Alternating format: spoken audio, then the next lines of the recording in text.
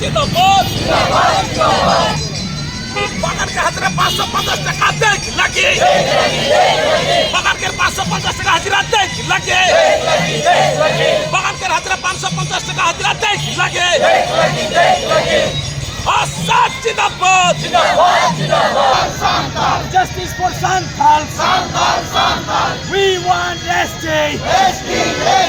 No ST, no rest. We want scheduling. No scheduling, no rest.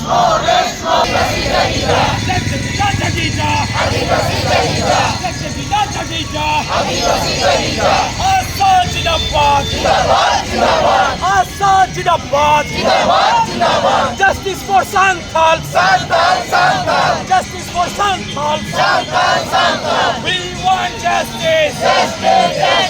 We want অসমৰ মাননীয় মুখ্যমন্ত্ৰী ডাঙৰীয়া আদিবাসীসকলক জনজাতিকৰণ অনুসূচীকৰণ কৰা যাব বুলি যি প্ৰতিশ্ৰুতি দি আছিল আৰু তাৰে তেওঁলোকে নাটকীয়ভাৱে যি গ্ৰুপ অফ মিনিষ্টাৰৰ প্ৰতিবেদন দাখিল কৰিলে দাখিল কৰাৰ পাছত আমি দেখা পাইছোঁ যে গ্ৰুপ অফ মিনিষ্টাৰৰ যি প্ৰতিবেদনতো স্পষ্টকৈ যে আদিবাসীসকলৰ কিমান কেইটা জনগোষ্ঠীক মানে জনজাতিকৰণ দিয়া যাব এইটো কোনো স্পষ্ট নাই তাৰ মাজতে বহুত আহুৱা সোমাই আছে আৰু সেই গোটেইখিনি চাই পেলাই আমাক বিশ্বাস লাগিলে যে এই যে জনজাতিকৰণৰ যিটো প্ৰক্ৰিয়া একমাত্ৰ ইলেকশ্যনৰ বৈতৰণি পাৰ কৰিবৰ কাৰণে ডক্টৰ হিমন্ত বিশ্ব শৰ্মাই ডাঙৰীয়াই এইটো নাটকটো ৰচিছে তাৰ কাৰণে আমাৰ কোনো বিশ্বাস লগা নাই তাৰে সেইটোৰে আমি বিৰোধিতা কৰিছোঁ আৰু অতি শীঘ্ৰে আদিবাসীসকলক জনজাতিকৰণৰ মৰ্যাদা প্ৰদান কৰিব লাগে বুলি আজি আমি দাবী জনাইছোঁ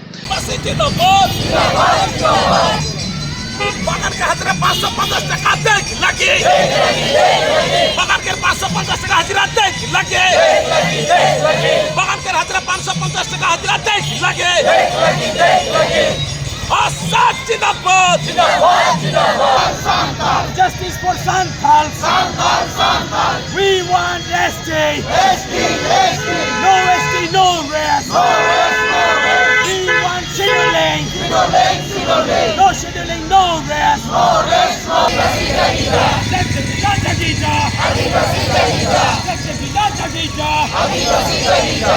Assad Jindabad. Assad Jindabad. Justice for Santhal.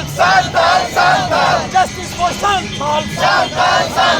We want justice.